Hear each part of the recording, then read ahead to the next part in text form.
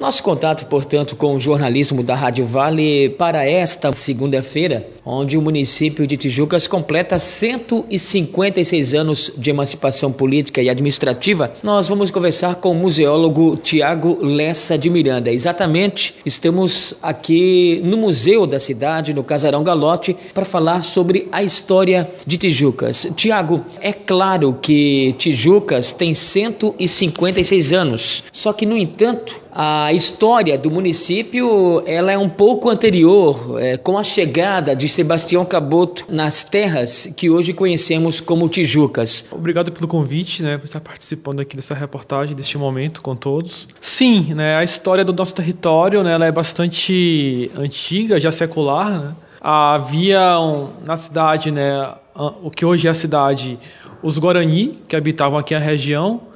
E nos idos de 1530, esses primeiros grupos que aqui viviam presenciaram a presença do Sebastião Caboto, que foi um navegador que ele era de origem do que hoje é a Itália. Ele navegava a serviço da Espanha aqui pela região, mapeando a região, e ele adentra aqui da Baía do Rio Tijucas, isso em 1530. Então, a partir daí, é o primeiro contato que se tem notícia com um europeu nessas terras. Uhum. Ele que documenta e até batiza essa região aqui como São Sebastião. Aí há teoria sobre isso, que dizem se é porque ele era Sebastião mesmo, o Caboto, ou é pelo dia que ele esteve aqui, dia 20 de janeiro, que até hoje é feriado municipal em referência ao padroeiro, que é São Sebastião, da Igreja Católica. Uhum. E depois, após esses primeiros registros do navegador Sebastião Caboto, como que prossegue a história de Tijucas? Pois é, essas terras do sul sempre foram terras de divisa de fronteiras com a Espanha.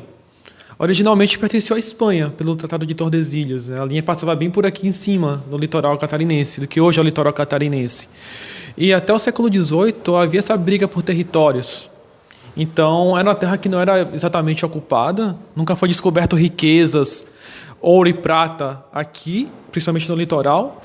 Então, eram terras que Portugal não tinha muito interesse em ocupar no primeiro momento. E a Espanha ficou muito mais ocupada com as terras do Rio do Prata, lá para dentro, do território que hoje é a América Espanhola.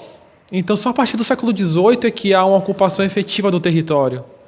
É quando Portugal, no intuito de fazer com que essas terras permaneçam dentro do o Império Português, na coroa de Portugal, eles passam a querer ocupar essas terras, no sentido bem estratégico. Então, para isso, eles enviam, já nos meados do século XVIII, esses casais dos Açores, principalmente. Não apenas dos Açores, eram casais de Ericeira, pessoas também da Madeira, mas principalmente dos Açores.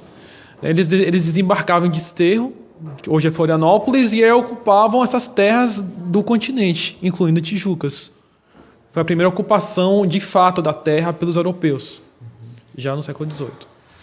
A história segue, depois tem também colonos ou imigrantes da Alemanha, da Itália, enfim, outras regiões da Europa. Sim, no decorrer do século XIX principalmente, ainda mais a partir da segunda metade do século XIX, é incentivado a vinda de outros grupos étnicos para a região. E aí passam a vir italianos, alemães, e vai ampliando em algumas outras regiões, poloneses, sírios e libaneses. Temos aqui um leque imenso, até porque o próprio território de Tijucas era muito maior do que é hoje. Então, áreas que hoje têm ocupação, por exemplo, de colônias italianas, tipo Nova Trento, era Tijucas naquele contexto histórico de vinda desses imigrantes. A São João Batista, que há também muitas famílias de origem italiana, são pessoas que viviam em Tijucas, no grande município de Tijucas, que era a grande vila, que abarcava vários municípios que hoje são emancipados. E voltando um pouquinho sobre a emancipação do município, qual outra cidade ou qual outro município Tijucas pertencia e como que foi esse processo de emancipação de Tijucas? Bom, Tijucas, ela pertencia a Porto Belo, era parte da grande vila de Porto Belo, e em 13 de junho de 1860, a vila de Tijucas ela é emancipada. O interessante notar é que os papéis se invertem. Com um grande desenvolvimento econômico e político da vila de São Sebastião de Tijucas, a vila de Porto Belo, ela passa a ser submetida, ela é tipo assim, ela foi rebaixada, né, a condição, e passa a pertencer à comarca de Tijucas, à vila de Tijucas. Então, o município de Tijucas ele tem o seu apogeu nessa época, em termos de tamanho. Várias regiões que hoje seriam Itapema, Bombinhas, a própria Porto Belo, São João Batista, Canelinha, Nova Trento, daí vai, vários municípios hoje, né? Tudo isso era a vila de Tijucas. Né? Lembrando que o nome era bem extenso, né? Vila de São Sebastião da Foz do Rio Tijucas, era um nome grande. E já no século XX, né, que vai ser simplificado para Tijucas. Né? E o motivo do nome, Tijucas? Bom, o motivo é indígena, né? Como a gente começou aqui a entrevista, né? São os primeiros habitantes aqui da região, eram os Guarani, principalmente os Carijó. E eles deram o nome Tijuca, ou Tiuco, dependendo da tradução, que quer dizer água lamacenta, brejo.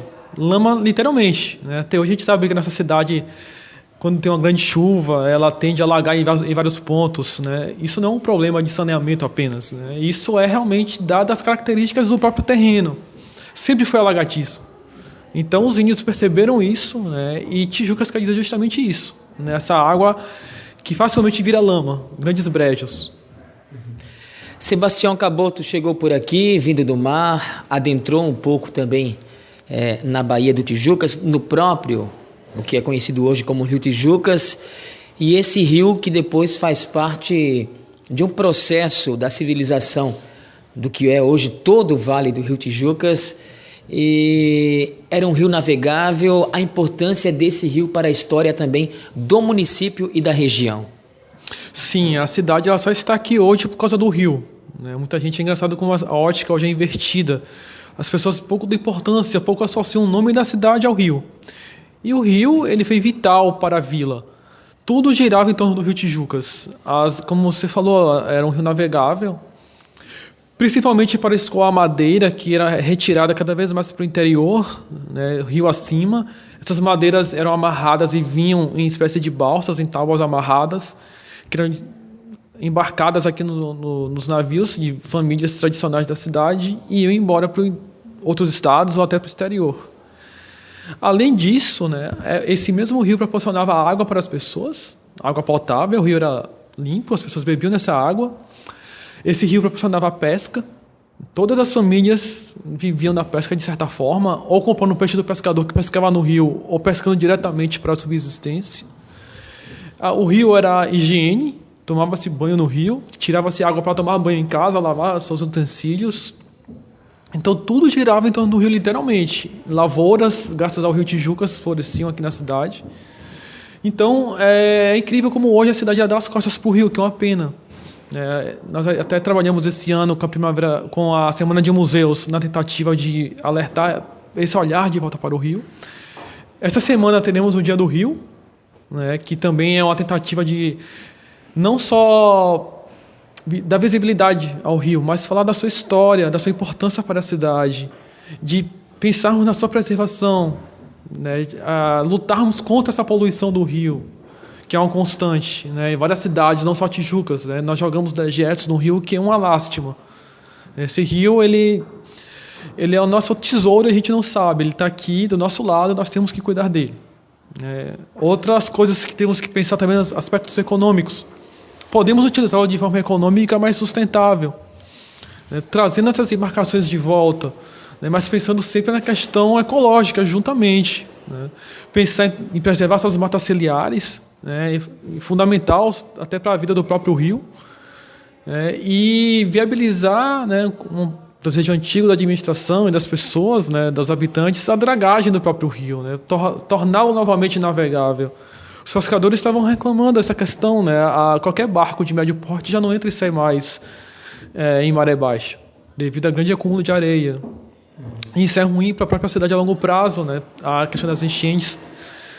Se o rio não tem vazão, né, numa grande cheia, fatalmente vai alagar a cidade. É verdade. E dessa época em que Tijucas se beneficiava do rio, né, com a navegação, enfim, tem um fato histórico importante de uma rivalidade, entre aspas, familiar, política, econômica, das famílias Bayer e Galotti, que está também na história do município. Sim, a história da cidade foi marcada por essa rivalidade, né? Durou anos na cidade, até posso me arriscar a dizer décadas.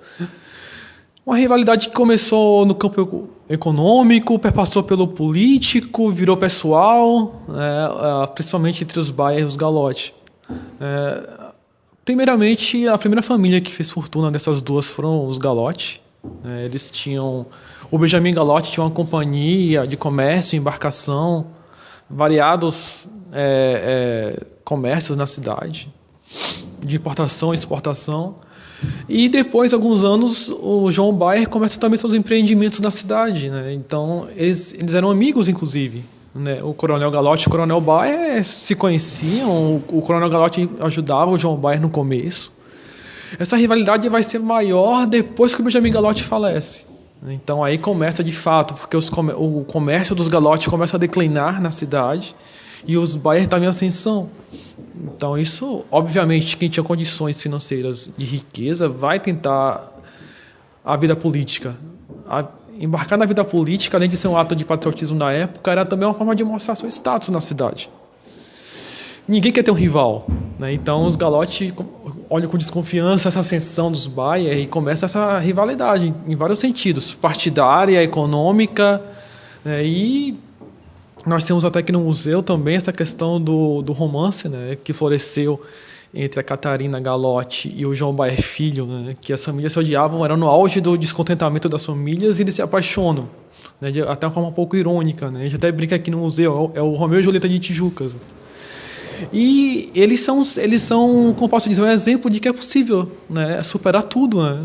Um namoro que ficou proibido aí por quase 10 anos, né, de idas e vindas, até que eles conseguem, por fim, se casar, superando essa animosidade das famílias.